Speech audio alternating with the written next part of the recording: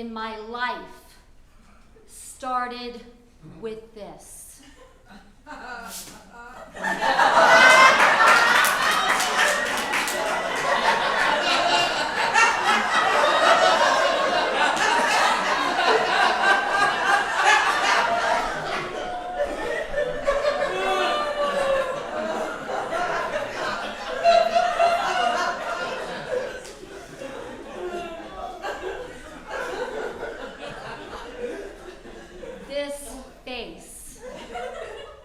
This face. I loathe this face. This face has been the source of heartache, heartbreak, nausea, tears, anxiety, stress, panic, arguments, fistfights, bullying, name-calling, and a lot of time wasting on how to fix it, change it, and make it a more acceptable face to myself and others.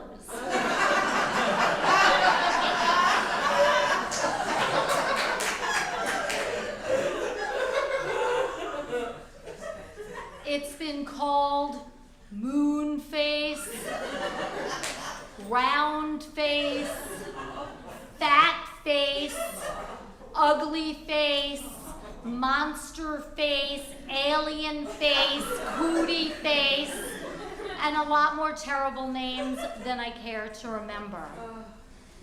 I've been told that this face is so hideous, I must have been adopted because the rest of my family is reasonably attractive.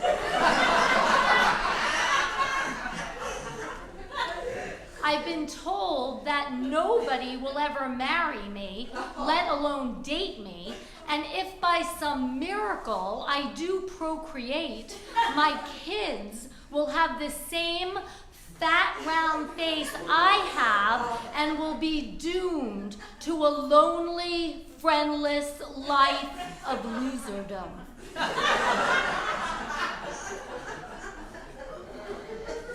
I ate lunch all by myself all throughout grade school because none of the other kids wanted to be associated with this face.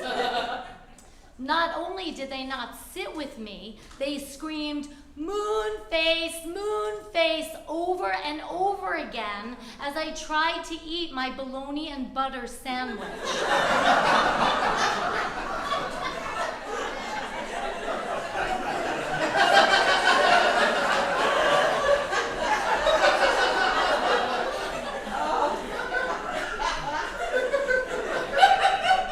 My mother, who loved me, on the other hand, told me I looked just like Christy Brinkley and Ally McGraw from Love Story.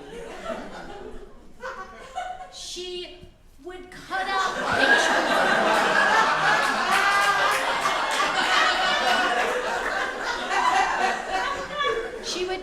pictures of them and tack them to my bedroom wall to show me how similar our faces were.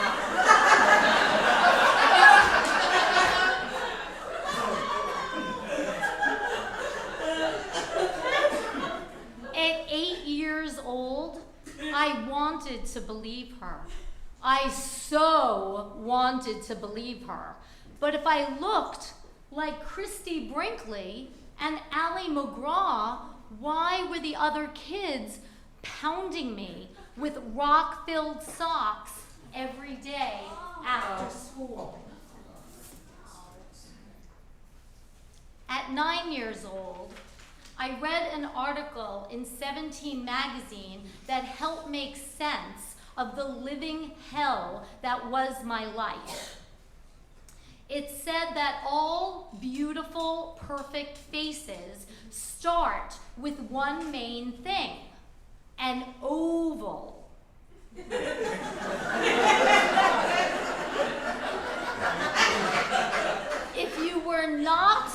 born with an oval face, forget it. You're fucked. And if you had a fat round face, you might as well just kill yourself now. I'm paraphrasing. At 10 years old, my 5th grade teacher took me aside to have a private chat with me about my face. She said, "Terry, I know that all the other kids are making fun of you, but when those kids are 40 years old, they're going to look 60. And you're going to look 28, and you'll be happy with your face when you're older. Trust me on this." Well, Mrs. Wolfson, that all might be well and good when I'm 40.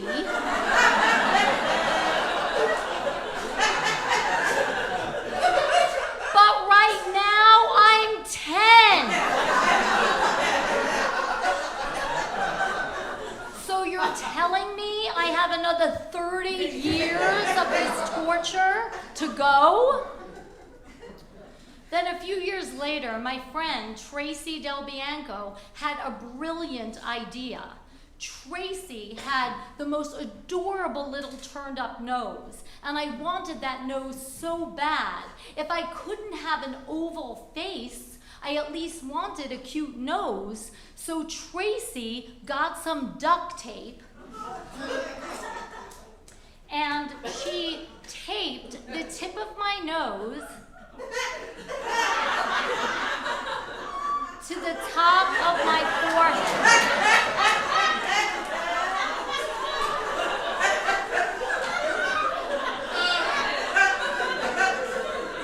I followed Tracy's instructions faithfully. I slept like this every night for 1 whole year. And besides the fact that I started sort of resembling a pig, all I ended up with was this horizontal crease on the tip of my nose that is still there to this day.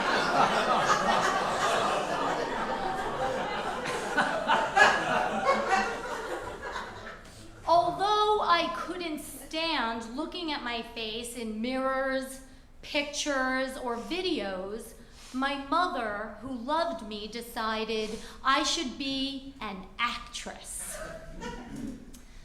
As a theater major, I was required to take a class called Acting for TV and Film.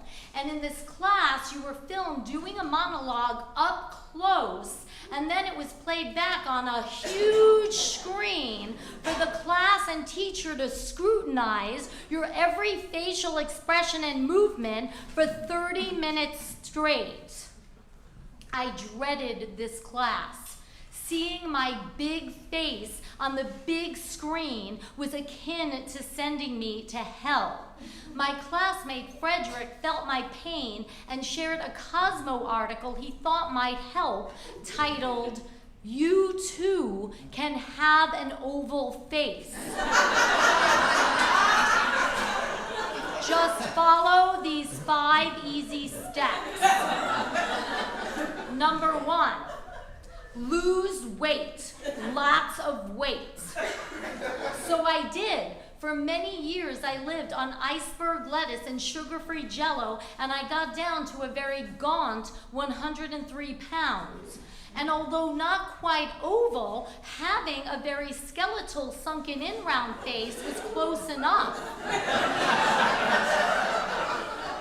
I could actually get through my daily activities that involved a mirror, like blow-drying my hair or brushing my teeth, with just squinting my eyes as opposed to closing them completely. Number 2, wear V-necks. No round necks. We're lengthening, ladies. And by God, never, ever, by any means, wear or own a turtleneck. A turtleneck is death. Done. No problem. I could do that. Number 3, wear only long necklaces. So for years, I wore only long beaded necklaces. I looked like I was going to Mardi Gras every day. I still do. Number 4, long hair. Lengthen, elongate, cover that face.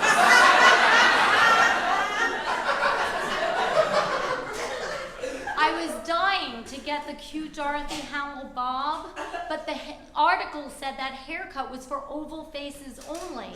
And since I had such an enormous face and so much to cover, any stylish pixie cuts would have been social suicide for me. Number 5, if all else fails, plastic surgery. Now, although I hate my face, I never considered plastic surgery. For one, I don't like pain, and 2, I never had that kind of money. I mean, how much would it cost to turn a round face into an oval face? $100,000? Yes.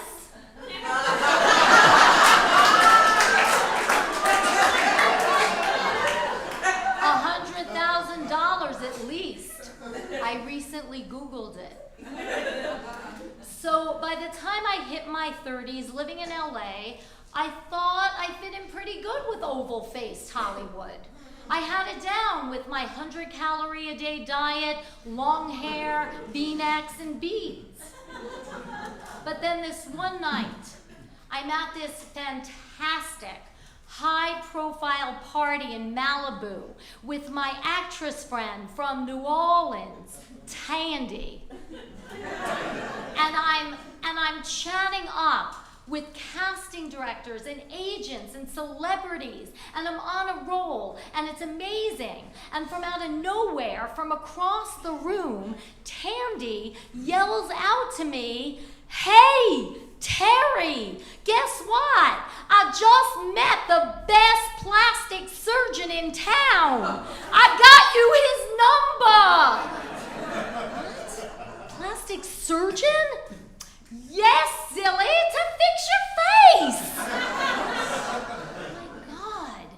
Oblivious to the fact she was completely humiliating me in front of all these important people I was trying to impress, Tandy marches over, hands me the plastic surgeon's number, and says, "You are welcome, honey."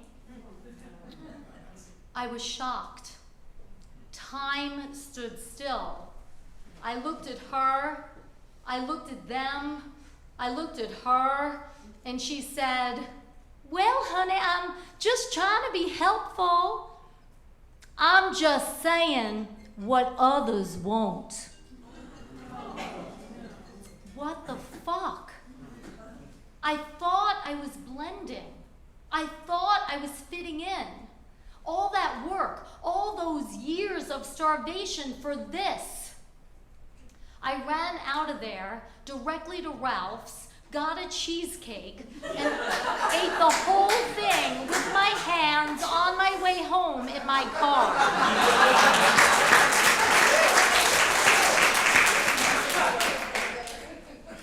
Ultimately, I realized I could not keep living this way. I had to somehow find a way to appreciate this face. So I started binge watching medical porn on TLC about people that were born with no faces at all. People whose faces were burnt off in an acid throw. People whose faces got blown away by a gunshot. People whose faces that were eaten and mutilated by crazed chimpanzees. And I thought, damn, at least I have a face.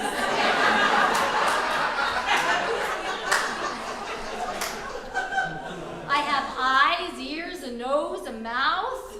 Who cares what shape it is? Round, square, oval, diamond. Who cares? I don't even have to like what it looks like. I have one, and it works. Then last year, my friend Tandy and I, yes, I am still friends with her, went together for Botox consultations. Tandy went first under the bright lights to be examined by Dr. Chase, the Botox doctor's giant magnifying glass. And the doctor's expression, horrified expression, said it all. She told Tandy she was beyond Botox, beyond the quick needle fix, that only serious plastic surgery would help her. Poor, wrinkly, oval-faced Tandy.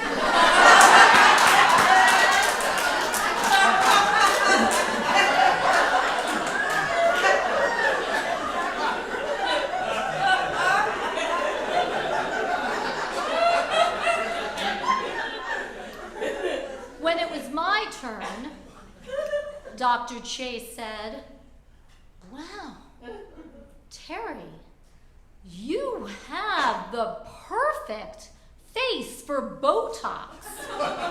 The teeniest amount is all you need. You look 10 years younger than your age.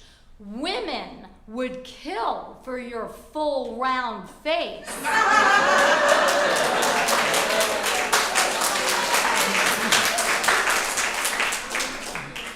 Well,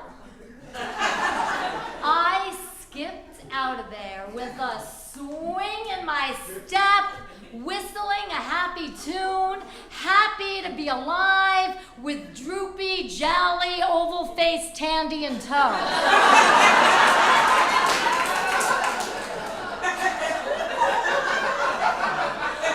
And I recalled what Mrs. Wolfson said to me in the 5th grade. Her prediction about me liking my face was finally coming true a mere 45 years later.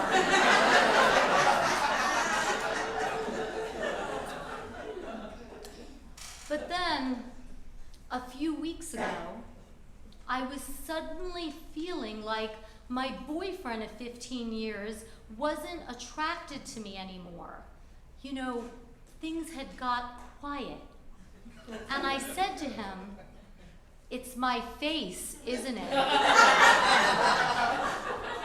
You're not attracted to me anymore because of my face." And he said, "Your face is fine. Your face is perfect. Your personality could use some work. But I love your face." My boyfriend loves my face. My mother, who loves me, has always loved my face. My Botox doctor is crazy about my face. Personally, I think their standards are appallingly low. But maybe it's time I lower my own standards and just finally learn to love myself.